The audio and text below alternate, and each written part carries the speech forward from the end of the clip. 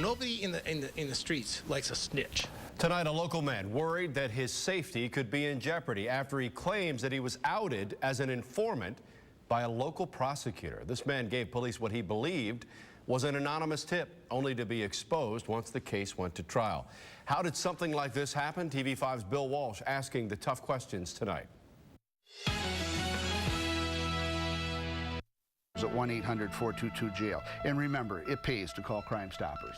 You can remain anonymous. It's a promise you see and hear all the time from Crimestoppers. And it's a promise Chance Bailey says somehow never got kept. A real miscarriage of justice. Bailey, through his lawyer, Ed Chaprinsky, tells us that he knew the three men charged in the killing of Lonnie Houston, and he heard about the crime from one of them. It had to do with the disposal of the weapon. So Bailey called Crimestoppers. He even got a $1,000 reward for his information.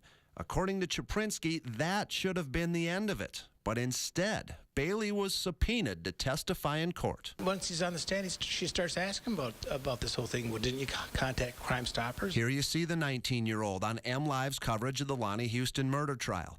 The caption below the picture even identifies Bailey as the guy who called Crimestoppers. But I'm not happy about it. The president of Bay County Crimestoppers, Tom Matuszewski, wants to make it clear Crimestoppers is and always will be anonymous. We cannot trace phone calls.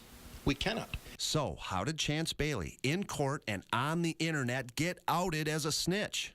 That's up for some debate. We never asked the caller their name, but in this particular case, this gentleman also talked with the state police. Not true, according to Chaprinsky. He says one of the suspects led police to Bailey. He told the cops that my client had contacted Crimestoppers on it. No matter how this information got out, Chaprinsky says it never needed to be used in court. The ballistics would match up.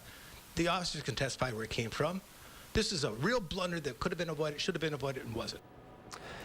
Late tonight, I talked to Bay County Prosecutor Kurt Asbury on the phone. He says Crimestoppers never revealed any information to his office that they learned about Bailey during the investigation. He says this is a very unique set of circumstances, and he can't get into specifics while the trial is still going. But he says that the assistant prosecutor in this case, Nancy Barushko, was bound by ethics and the law to get all of the pertinent information out in court. Live in the Continuous News Center, I'm Bill Walsh, WNEM TV5. And